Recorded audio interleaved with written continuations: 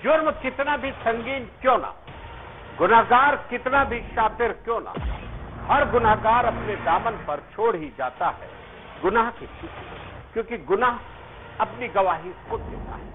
नमस्कार, मैं आपके साथ शकील साजिद और आप देख रहे हैं गुनाह की चिट्ठी।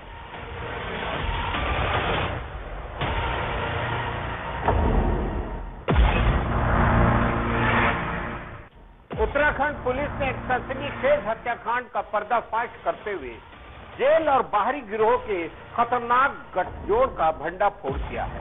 टिहरी जनपद के गुनी के किरेती थाना क्षेत्र के तपोवन स्थित डेक्कन वैली सोसाइटी में हाइड आउट कैफे और जीवन उत्सव रिजॉर्ट के संचालक नितिन देव की गोली मारकर हत्या की गुत्थी को टिहरी पुलिस ने सुलझा लिया है। जांच में खुलासा हुआ है कि इस संगठित हत्या की साजिश देहरादून की सुद्धोवाला जेल में रची गई थी, जिसमें गैंगस्टर और पेशेवर शूटरों की मिलीभगत सामने आई है। यह हत्याकांड 7 मई 2025 को अंजाम दिया गया, जब एक स्कूटी सवार बदमाशों ने दिन दहाड़े नितिन देव की गोली मारकर हत्या कर दी। एसएसपी टिहरी आयुष अग्रवाल के निर्देशन में गठित 6 विशेष टीमों ने सीसीटीवी फुटेज, तकनीकी सर्विलांस, बैंकिंग रिकॉर्ड और फील्ड इंटेलिजेंस के आधार पर बहुआयामी जांच शुरू की। देखिए ये रिपोर्ट।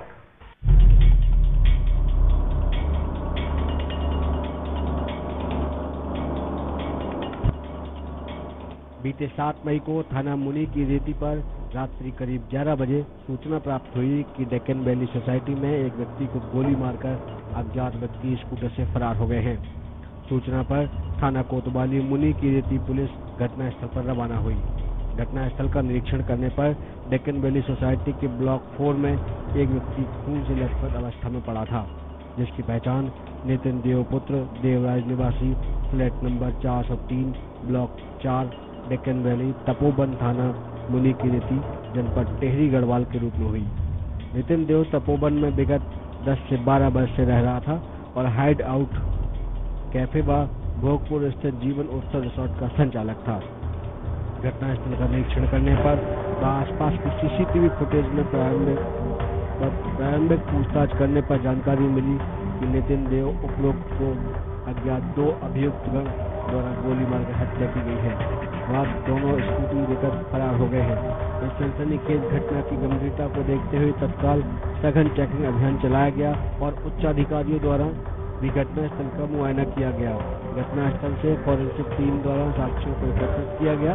घटना के संबंध में मृतक के पिता श्री देवराज पुत्र नारायण देव की तहरीर के आधार पर थाना मुनी की रेती में केस दर्ज किया गया। इस जघन्य अपराध व सनसनीखेज घटना घटित होने के कारण वरिष्ठ पुलिस अधीक्षक आयुष अग्रवाल द्वारा घटना के त्वरित अनावरण हेतु निर्देशित किया गया तथा घटना के अनावरण हेतु लगातार पर्यवेक्षक व निर्देशन किया गया। अपर पुलिस अधीक्षक टिहरी गढ़वाल तथा क्षेत्राधिकारी नरेंद्र नगर के निर्देशन में थाना स्तर पर प्रभारी निरीक्षक व CIU प्रभारी के नेतृत्व में टीमों का गठन किया गया। तपोवन क्षेत्र में डेक्कन वैली सोसाइटी में एक नितिन देव नामक व्यक्ति की गोली मारकर 2 शूटरों के द्वारा हत्या कर दी गई थी। क्योंकि ये सनसनीखेज वारदात थी, इसको देखते हुए हमारे द्वारा सभी टीम्स को लगाया गया था। हमारी SOG की टीम, हमारी थाने की टीम और पूरे डिस्ट्रिक्ट में जो भी हमारी बेस्ट टीम थी उसको इस केस को वर्कआउट करने के लिए लगाया गया था।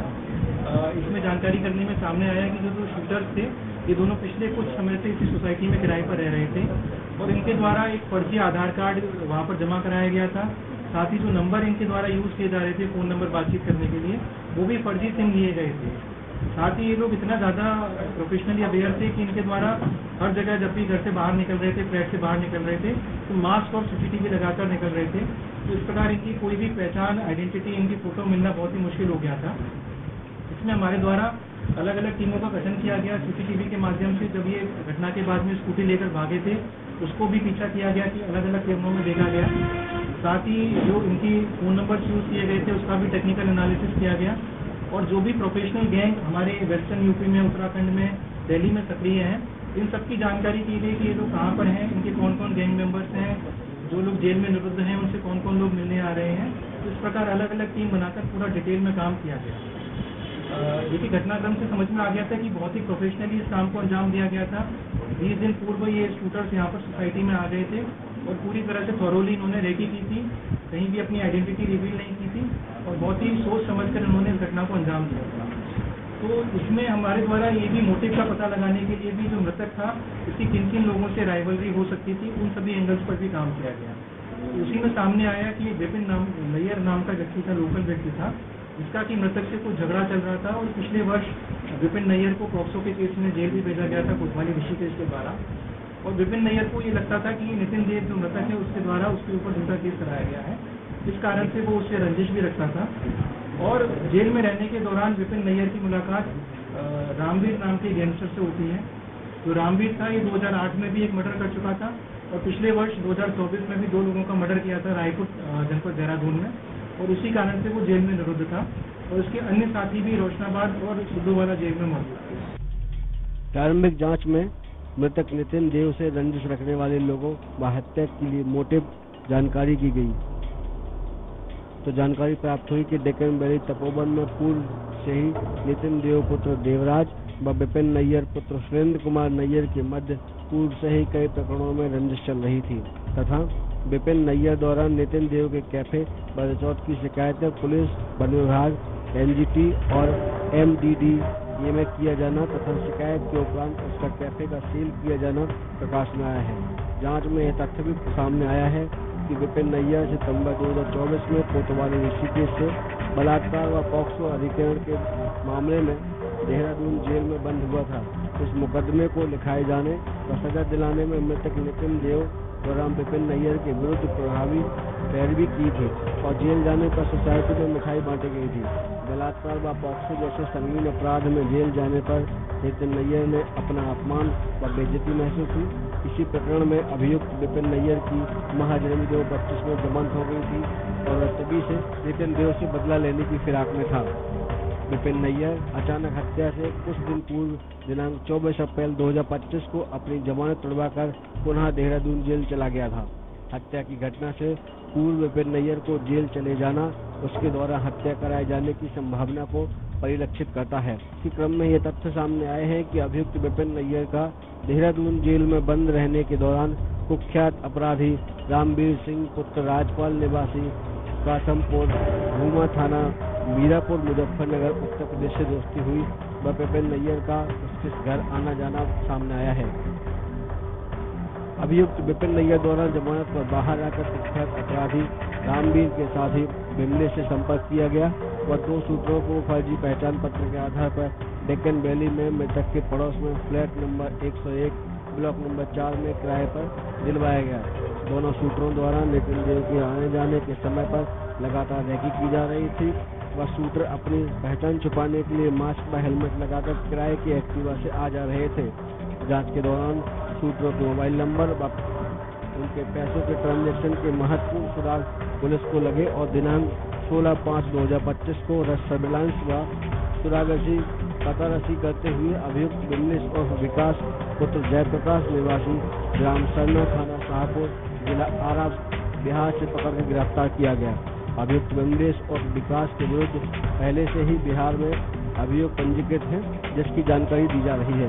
गिरफ्तार अभियुक्त बिमलेश और विकास ने पूछताछ में बताया कि वह देहरादून में थाना रायपुर के डोभाल चौक पर हुई सनसनीखेज हत्या के मामले में जेल में बंद रामवीर पुत्र राजपाल मनीष पुत्र राजनारायण को वर्ष 2019 से जानता था तथा वह जेल में बंद बदमाश रामवीर व मनीष से मिलने जुलने आते जाते रहता था।